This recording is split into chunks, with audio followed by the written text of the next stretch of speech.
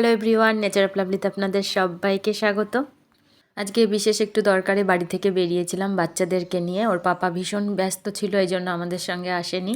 সমস্ত কাজ কমপ্লিট করে যখন বাড়ি ফিরবো তখন বাচ্চাদের বায়না, মা চলো কিছু খাওয়াবে।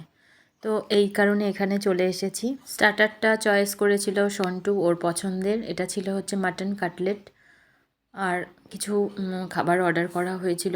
সবাইকে জিজ্ঞাসা করে করেই অর্ডার করেছিলাম যে কে কোনটা খাবে।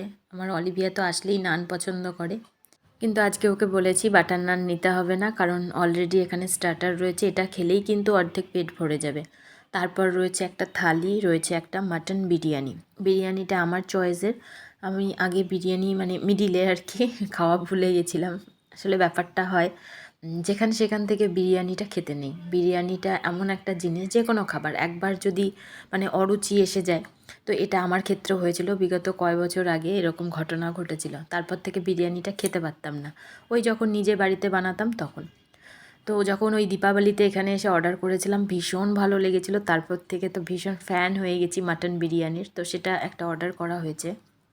আর সবার ফার্স্ট স্টার্টারটা খেতে খেতে সত্যি কথাই অর্ধেক পেট কিন্তু এটাতেই ভরে গেছে। সাথে ছিল গ্রিন স্যালাড, আর এখন চলে এসেছে মাটন বিরিয়ানি।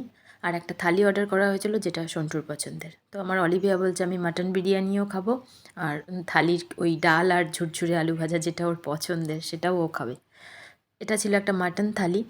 সঙ্গে অনেক কিছুই ছিল, মানে শুক্তো, চাটনি, তারপর হচ্ছে আলু ফুলকপি দিয়ে একটা তরকারি, ঝুরঝুরে আলু ভাজা, প্রচুর কিছু, সোনামুগের ডাল, ঝুরি আলু ভাজা, আরও অনেক কিছুই ছিল। তো আমরা সেই দুটো আইটেম বলেছিলাম মানে ক্যান্সেল করে ডালটা একটু বেশি দিতে।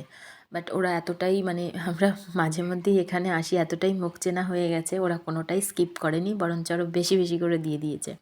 আর এখানকারের খাবার দাবার দুর্দান্ত। যারা খেয়েছেন তারা তো জানেনই। আর আমার মাটন বিরিয়ানিটা ছিল সেই লেভেলের, মানে দুর্দান্ত লাগে এখানকারের মাটন বিরিয়ানি খেতে। আমি কিন্তু অন্যান্য আর কোথা থেকেও খাই না, এখানে আসলে একটু মানে ট্রাই করি বিরিয়ানিটা খাওয়ার। আর এটা তো চলছে সেলিব্রেশনের মাস, মানে শীতকাল মানেই তো সেলিব্রেশন আর সেলিব্রেশন, একটা ছেড়ে আরেকটা। আজকে একটু বুঝে শুনে অর্ডার করেছি। ওর পাপা আসলে তো অনেক কিছু অর্ডার করে, কিন্তু আমরা সেটা করিনি।